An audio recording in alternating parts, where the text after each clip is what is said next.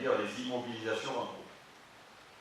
Alors nous répondons, la communauté d'agglo a engagé depuis 2014, conjointement avec le comptable, un travail d'ajustement de l'inventaire et de l'actif. Cet ajustement nécessite encore en 2016 d'incorporer les biens meubles et immeubles de la commune de Bandol lors de son intégration en 2011. Depuis 2015, les deux entités examinent et valident ensemble les conséquences budgétaires de cet ajustement. L'appurement du chapitre 23 fait partie des dossiers en cours de traitement et devrait être terminé pour les années passées en 2016 ou 2017. À l'avenir, il sera régulièrement apuré, comme le prévoit l'instruction comptable M14. Afin d'assurer un suivi de ce dossier, le PCI a nommé un référent au sein de son service financier. Cet agent est chargé notamment d'organiser des réunions régulières avec la trésorerie principale du dossier et avec les services opérationnels de la communauté d'agglo afin de sensibiliser ces derniers à la gestion de l'inventaire comptable et physique. La recommandation numéro 2, enregistrer des dotations aux provisions en cas de contentieux susceptible d'avoir une incidence financière. La réponse. Il est souligné à ce titre que l'établissement public a toujours fait face juridiquement et financièrement à l'ensemble des contentieux la concernant, sans pour autant créer systématiquement une provision pour litige. Aujourd'hui encore, il ne lui semble pas opportun d'augmenter la pression fiscale, de mobiliser des fonds sur de longues durées, alors que les ressources financières sont raréfiées et que les besoins de la population augmentent, compte tenu des marges de manière importante dont dispose la communauté. Cependant, en application des textes réglementaires, la communauté d'agglo pourra être amenée à créer des provisions en fonction d'un risque potentiel, de l'avancement juridique d'un contentieux et d'un montant financier significatif estimé par le PCI. La création du service juridique en 2016 va contribuer à une meilleure sécurisation des dossiers gérés par le PCI et donc à une prévention des contentieux éventuels. Il permettra également un meilleur suivi des dossiers en cours, en interne et en relation avec nos avocats. Je passe maintenant à la recommandation numéro 3. Assurer le suivi juridique et financier des contrats annuels conclus avec la Chambre de commerce et d'industrie du Var concernant la zone d'entreprise de site. Notre réponse, comme cela est indiqué au point numéro 3, la communauté d'agglo souscrit pleinement à cette recommandation de la Chambre en s'engageant dans une démarche de révision des conventions souscrites avec la CCIV, permettant tant une réappropriation de la compétence intercommunale en la matière qu'une meilleure adéquation entre la prestation et le coût. Le suivi juridique et financier des conventions pourra faire l'objet d'un mécanisme que la communauté d'agglo se propose d'intégrer aux dites conventions. La recommandation numéro 4. Mettre en place un règlement intérieur de la commande publique. Réponse de la communauté. La mise en place d'un règlement intérieur de la commande publique fait partie des objectifs fixés à la responsable du service juridique et des marchés, nouvellement recrutée en janvier 2016.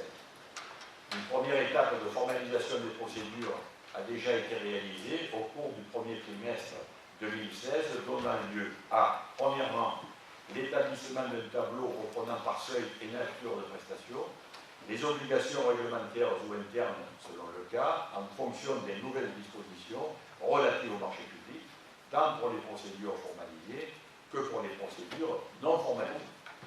Deuxièmement, la rédaction de fiches pratiques accessibles sur le réseau informatique à l'ensemble du personnel.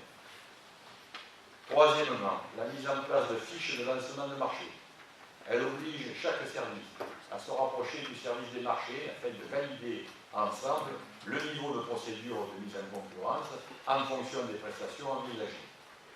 S'agissant de planning, publicité, commission d'attribution ad hoc, délibération, décision et notification, suivi des relations avec les candidats retenus ou MLC. Le service juridique a commencé à mettre en place une veille juridique se matérialisant par des brèves diffusées à l'ensemble des services concernés. Enfin, la communauté d'agglo a réalisé en 2014 un premier recensement des marchés dans un logiciel de suivi financier. L'inventaire est bien évidemment actualisé en permanence en fonction des nouveaux contrats signés. Enfin, la recommandation numéro 5, poursuivre le développement des compétences internes en matière de commande publique afin de limiter les erreurs techniques et de permettre le suivi des contrats en cours. Notre réponse, consciente de l'importance de la fonction marché public achat, en particulier en raison de l'extension de ses compétences, le PCI a lancé au second semestre 2015 les procédures de recrutement d'un fonctionnaire juriste spécialiste de la commande publique. Cette collaboratrice a intégré la structure en janvier 2016. Dès son arrivée, elle a procédé à des formations en interne sur les procédures de passation des marchés et les nouvelles règles applicables à compter du 1er avril 2016. Elle est devenue le référent des services opérationnels en matière d'élaboration et d'exécution des marchés. Et enfin, elle est chargée de mettre en place une base de données des marchés permettant d'élaborer un planning de renouvellement des contrats récurrents, d'intégrer les marchés d'investissement et ou ponctuels, de visualiser l'ensemble des contrats gérés par le PCI, d'anticiper le renouvellement des contrats, d'affiner les analyses de besoins, d'estimer la charge de travail annuelle des services opérationnels et des marchés publics, et enfin d'optimiser la gestion des deniers publics et la préparation des budgets. Voilà, Président, les éléments d'information concernant la question numéro 18 inscrite à notre ordre du jour. Je vous remercie. Y a-t-il des questions ou des remarques? Monsieur Féguin, je vous écoute. Monsieur le Président, par lettre du 12 octobre 2015, vous avez manifesté votre volonté de saisir officiellement la Cour régionale des comptes au sujet du fonctionnement du SPANC. Personnellement, j'ai apprécié cette démarche et je peux dire que de nombreux usagers l'ont apprécié également. Il se trouve que la Cour n'a pas répondu à votre demande, se contentant de relever un dysfonctionnement, je pense mineur, sur le budget annexe du SPANC, ce qui n'était évidemment pas l'objet de votre demande. Que comptez-vous faire pour remédier à cet état de choses de fait? Je vais répondre rapidement là-dessus parce que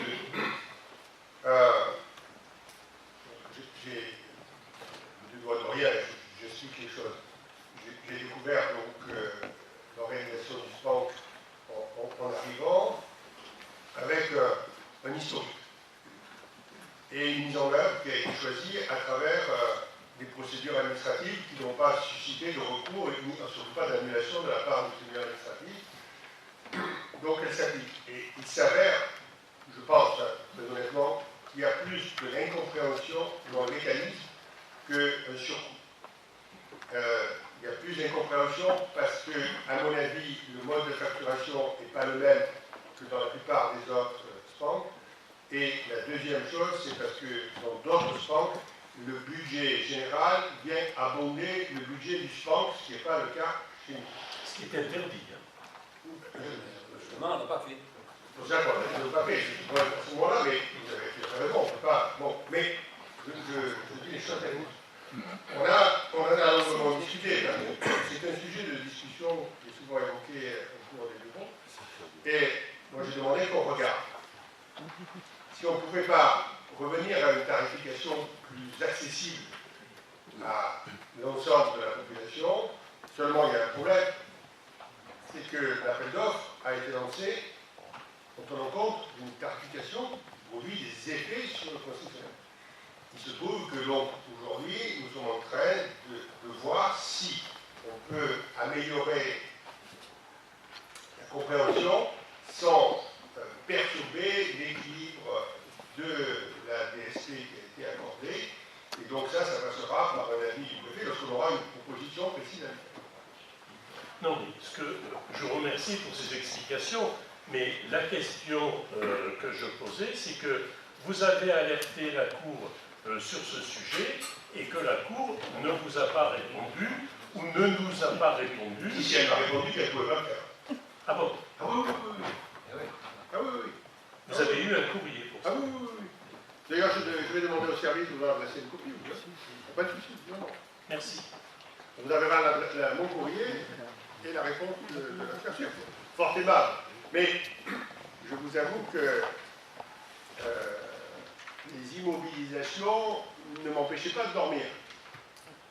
Que j'aurais préféré qu'il passe un peu de temps à regarder le spam plutôt que les immobilisations. Parce que vous avez vu que dans les points qui sont évoqués dans la synthèse, et même les 5 recommandations, il n'y a pas de quoi fouetter un chat.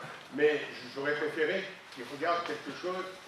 Mais si vous voulez, comme la magistrate et son adjointe qui sont venus là étaient apparemment dans une mission précise dont elle ne pouvait pas déroger apparemment, qu'est-ce que vous voulez, je fais comme vous et moi, nous subissons tous les deux. Mais voilà. Merci. Il y avait d'autres remarques, non? Partez, monsieur Pédard. Je suis désolé, j'ai une obligation de m'excuser. Vous me permettez de vous dire quelque chose, monsieur Pédard, avant que vous partiez? Je vous en prie, je vous écoute. Et je pense que tous mes collègues ont apprécié la qualité de vos questions et la forme que vous y avez mis. Et que c'est beaucoup plus agréable pour moi de vous répondre de façon aussi agréable. Eh bien, écoutez, merci, et je peux vous dire que ce qui m'a amené à adopter ce genre d'attitude, c'est le changement de votre attitude.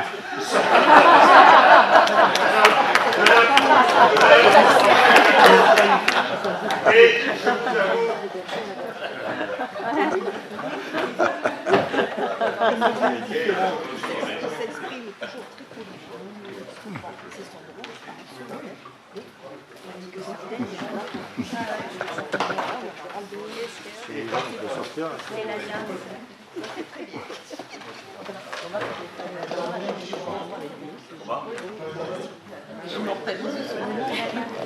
Vous avez totalement raison, c'est un rapport qui n'est pas du tout à l'ordre.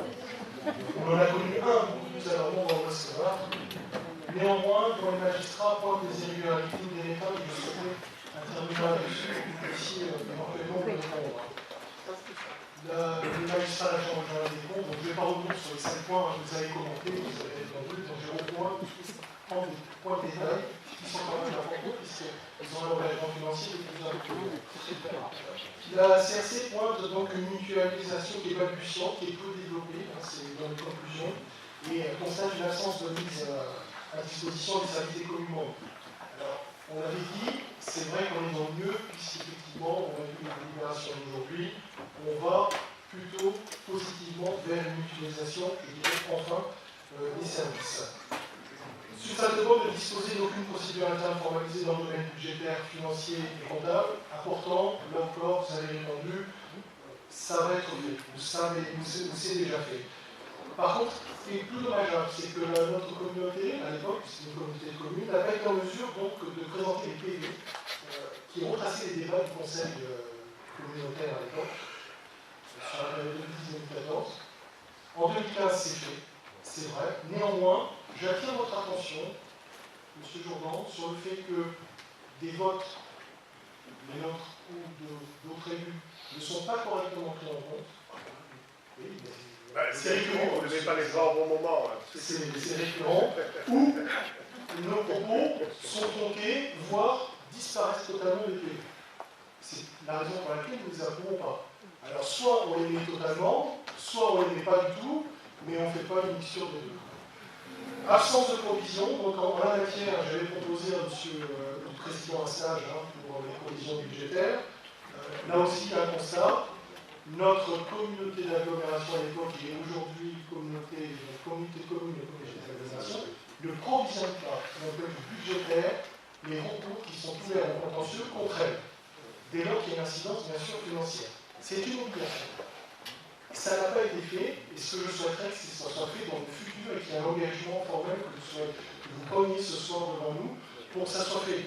Parce qu'effectivement, c'est une dépense, c'est obligatoire. Qu'est-ce que ça peut entraîner, M. Barthélémy, vous savez peut-être, c'est que le budget peut apparaître insincère quelque part, puisqu'il ne comporte pas une obligation de dépense qui n'a pas été budgétisée. On s'aperçoit qu'il y a eu un contentieux important relatif à l'embauche du DGS. Donc il y a eu plusieurs millions d'euros qui ont été supportés par le contribuable. Et ce que je constate malheureusement, en tout cas en 2015, c'est ce qui est mentionné, c'est que nous avons supporté le salaire de cette personne à hauteur de 70 000 euros, alors que cette personne ne travaille pas pour nous. Alors je souhaiterais savoir, est-ce que ça a changé en 2016 ou est-ce qu'on va continuer à payer cette personne? C'est normal. Millions d'euros. Milliers d'euros. Autant pour moi, je peux bien, c'est milliers d'euros. Ah oui, d'accord. Et d'ailleurs, vous des montants 70 000 euros. Oui, oui. Mais vous avez dit des millions. Oui, 70 000 euros. Ah mais vous avez dit des millions. Je vais avoir sur Oui. Bon, je voudrais savoir si en 2016 ça a été corrigé ou est-ce qu'on va encore restituer cette personne qui travaille pour nous. Non, ce DGS était, je dirais, en disponibilité auprès de la salle de gestion et il a aujourd'hui